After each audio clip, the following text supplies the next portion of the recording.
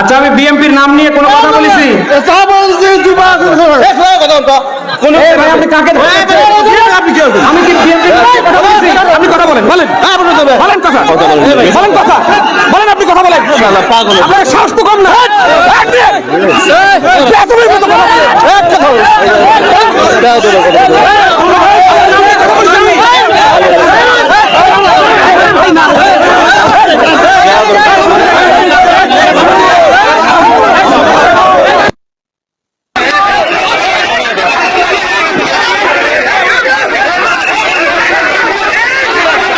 আপনাদের বিবেচনা করবে দেশের 18 কোটি মানুষ। তারা যদি আপনাকে ভোট দেয়, আপনি চেয়ারে বসবেন, অসুবিধা কোথায়? জামাতি ইসলামীর কথা বললেই আপনাদের গা চুলকায় কেন? জামাতি ইসলামের কথা বললে গা চুলকায় কেন আপনাদের? সারা দেশে নিজেরা নাশকতা তৈরি করছেন, সারা দেশে নিজেরা টেন্ডারবাজিতে 180 মাইল বেগে চ্যাম্পিয়ন হচ্ছেন, আর সব দোষ চাপিয়ে দিচ্ছেন জামাতি ইসলামীর ঘাড়ে। আর এ কথা বললে আপনার গা চুলকায়। এই বসেন, আপনারা বসেন।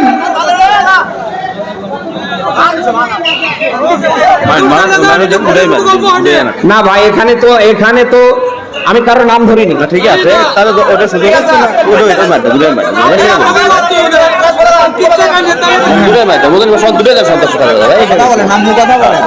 বসেন বসেন, এই বসেন।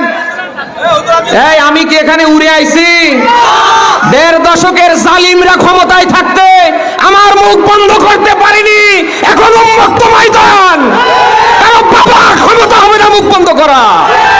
ও কয় নাম্বার বাবা সন্তান ওর সামনে টেবিলে আসতে বলেন।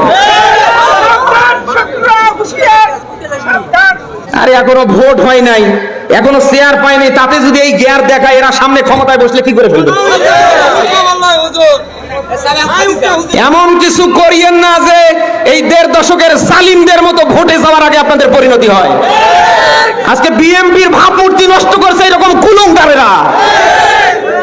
10টা কথা যদি আপনি সহ্য করতে না পারেন, আপনি কিসের নেতা আমার বলেন তো?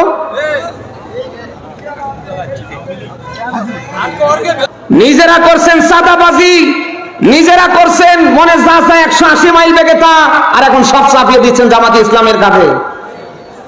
এটা 5 তারিখের আগে না, এটা 5 তারিখের এখন পর। বলেন না কেন? 5 তারিখের আগে মানুষের চোখে ছিল চশমা পরা, এখন কারোর চোখে আর চশমা নেই।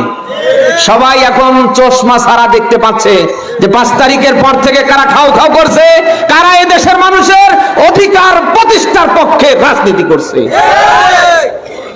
আপনাদের তো এই কথাগুলি বলতে গিয়ে একটু মুখে একটু বাধার দরকার। জামাতি ইসলাম নিয়ে আপনারা নানা বাজে মন্তব্য করছেন কেন? জামাতি ইসলাম কি ইসলামী ব্যাংক? জামাতি ইসলাম কি ইসলামী ব্যাংক খেয়ে ফেলছে না উদ্ধার করেছে? চোখের সামনে দেখেও আপনাদের তো ইতিহাস জানা দরকার। জামাতি ইসলামের আপনার যে ইসলামী ব্যাংকের প্রতিষ্ঠাতা কে?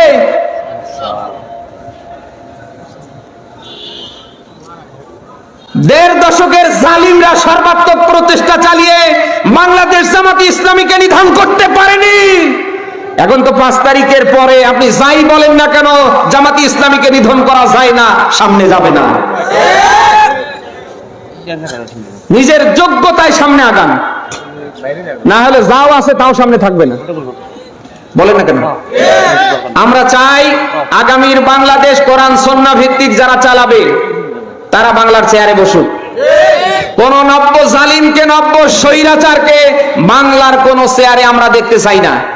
এই মতের পক্ষে কারা আছেন দেখি? লিল্লাহে তাকবীর।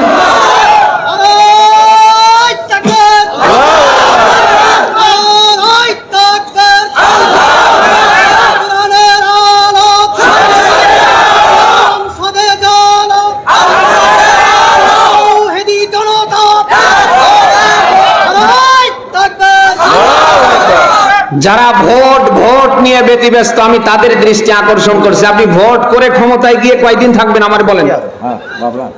ঘরে যদি সাপ থাকে আর আপনি বাঁচার জন্য দোয়া ইউনুস পড়লে বাঁচতে পারবেন?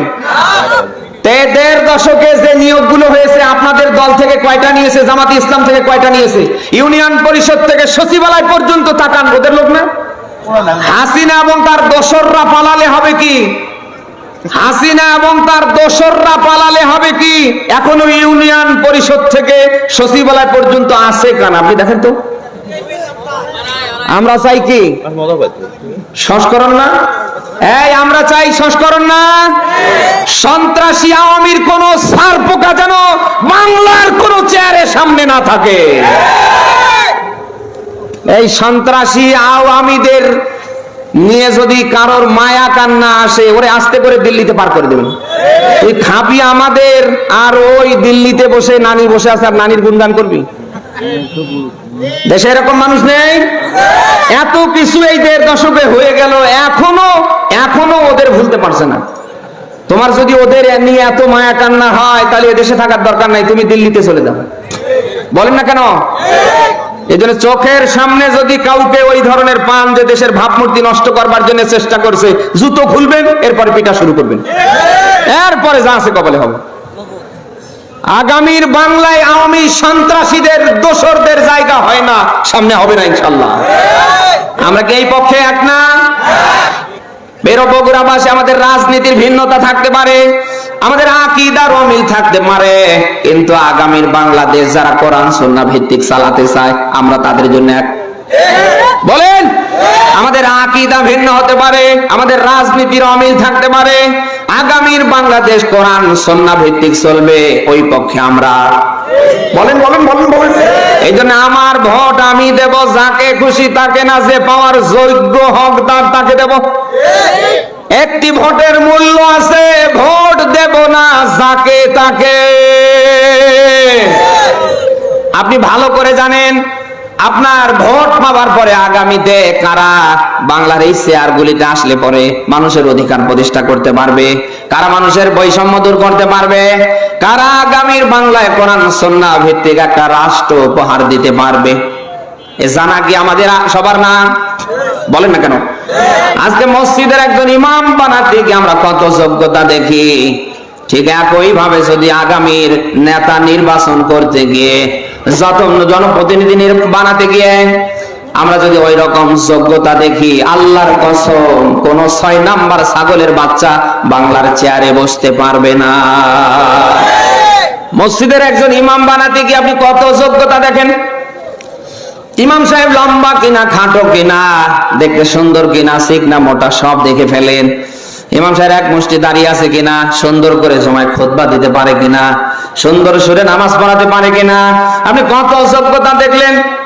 অথচ একজন ইমামকে নিয়োগ দেওয়া হয় সর্বোচ্চ 500 থেকে 1000 মানুষের জন্য। বলেন না কেন? আরে ভাই, যাকে আপনি 2টা উপজেলার দায়িত্ব দিতে যাচ্ছেন, এই যে নন্দীগ্রাম এবং কাহালু, এই 2 উপজেলার দায়িত্বে আপনি যাকে সামনে বসাবেন, মসজিদের ইমামের মতো করে তারও যোগ্যতা দেখার দরকার আছে না নেই? আপনি কি সামনে পারবেন? এই আওয়াজ বন্ধ হয়ে গেছে, কারণ ভোট আসলে মাথা ঠিক থাকে না। যারা ভোটার ওদেরও মাথা ঠিক থাকে না, আর যারা ভোট করে ওদেরও মাথা ঠিক থাকে না। বলে না কেন? যারা ভোটার ওদের ধান্দা থাকে খালি টাকা। বলেন না কেন? আর যারা ভোট করে ওদের ধান্দা থাকে যেন তেন করে কোন রকম চেয়ারে বসতে পারলেই হয়। এই জন্যই তো আমরা দেখতে পাই, ভোট যখন আসে নেতার মাথায় টুপি, নেতার দাড়ি মারে, নেতা পায়ের জুতো থেকে একেবারে মাথার টুপিটা পর্যন্ত সাদা করে ফেলে। যে নেতা 1 ওয়াক্ত নামাজ পড়ে না, এমনকি জুমাও পড়ার সময় পায় না, সেই নেতা আসরের নামাজ 4 বার করে পড়ে। নেতার বক্তব্য কি? মনে হচ্ছে জান্নাত থেকে টাটকা পালিয়ে এসেছে, এই দেব সেই দেব, এই করব সেই করব, কোন রকম ছলনা করে বসতে পারলে সামনে যেন আর কাউকেই চিনে না। আমরা এমন ছলনাময়ী প্রতারক নেতাকে সামনে দেখতে চাই না। নামাজ পড়া যে আল্লাহর হুকুমে ফরজ, রমজানে রোজা রাখা যে আল্লাহর হুকুমে ফরজ, সম্পদ থাকলে যাকাত দেয়া, হজ করা, স্ত্রীকে মহারানা দেয়া, স্ত্রীকে পর্দায় রাখা যে আল্লাহর হুকুমে ফরজ, আগামীতে আপনার আমানত নামক ভোট দিয়ে যোগ্য নেতা নির্বাচন করা ওই আল্লাহর হুকুমে ফরজ। আপনি সূরা নিসার 58 নম্বর আয়াতে ব্যাখ্যা পাবেন। আল্লাহ বলেন, ইন্নাল্লাহা ইয়া'মুরুকুম আন তুওয়াদ্দুল আমানাতি ইলা আহলিহা। বলেন আল্লাহু আকবার। আয়াতটার দিকে খেয়াল করেন। আল্লাহ বলেন নিশ্চয় আমি আল্লাহর আদেশ, আদেশ কার? বলেন বলেন বলেন। আল্লাহ বলেন আমি তোমাদের আদেশ দিচ্ছি, তোমাদের আমানত নামক ভোট তোমরা তাদেরকেই দেবে যারা পাওয়ার যোগ্য, যারা হকদার। কে বলছে? আকিমুস সালাহ, নামাজ প্রতিষ্ঠা, এ কথা কার? ওয়াতুজ যাকাত, সম্পদ থাকলে যাকাত দেয়া, এ কথা কার? সেই আল্লাহই বলছেন তোমাদের আমানত নামক ভোট তোমরা যাকে তাকে দিতে পারবে না, যে পাওয়ার যোগ্য হকদার তোমরা তাদেরকেই দেবে। এখন আপনি বলেন এই 5 তারিখের পর থেকে আজ ডিসেম্বরের 1 তারিখ পর্যন্ত এই কাহালু নন্দীগ্রামে কে ভোট পাওয়ার যোগ্য? আমি আর নিচে নামতে পারছি না।